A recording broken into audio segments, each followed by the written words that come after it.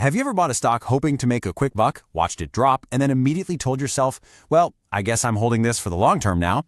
If you have, trust me, you are not alone. Far too often, people look at the financial markets and totally blur the lines between trading and investing. We toss the words around like they mean the exact same thing, but structurally and psychologically, they are completely different beasts. Welcome to This Explainer. Today, we're going to draw a hard line in the sand between these two financial worlds so you can figure out exactly which path you're actually walking on. Okay, let's dive into this. Here is our roadmap for today.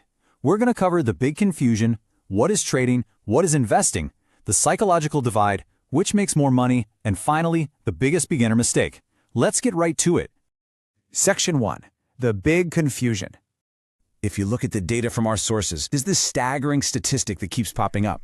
Roughly 90% of beginner traders fail. They lose their money and they just quit.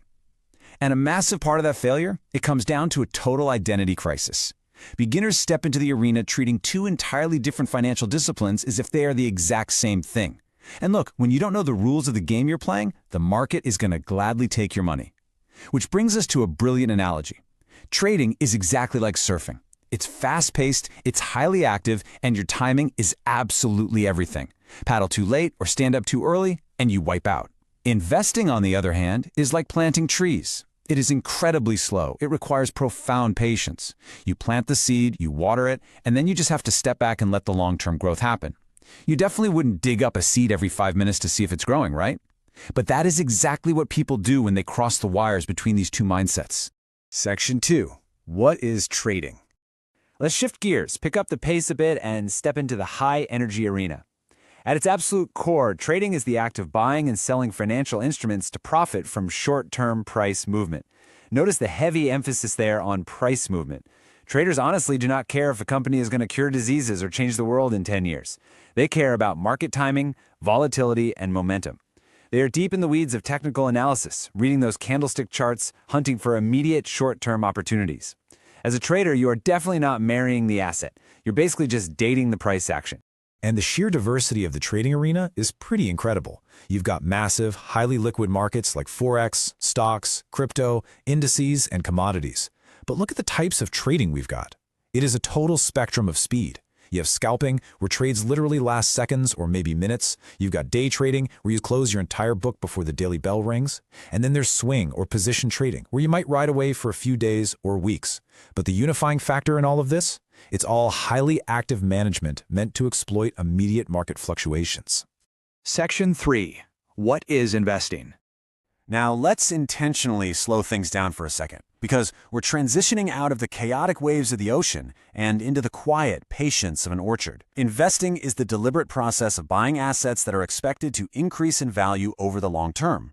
If trading is all about price action, investing is all about fundamental value. Investors spend their time poring over a company growth, economic trends, balance sheets, and dividends. They are playing the long game of wealth creation.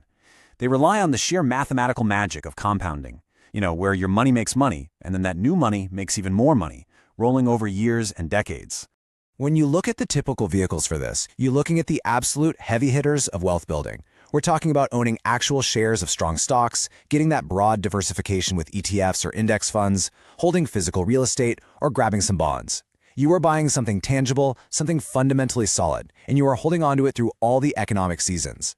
Section 4. The psychological divide. Understanding the definitions is great and all, but as our sources heavily emphasize, your strategy is only as good as your mindset. The real battleground isn't on your charting software. It is entirely in your head. Look at how perfectly opposed these two disciplines really are. The trader focuses on short-term price movements to get fast returns. They're dealing with much higher stress and relying heavily on technical analysis, which obviously carries a higher immediate risk if poorly managed. Conversely, the investor is focused on long-term wealth growth for gradual compound returns. They operate in a much lower stress environment, making slow decisions based on fundamentals. And over a long timeline, that generally lowers the risk. They're just two entirely different machines.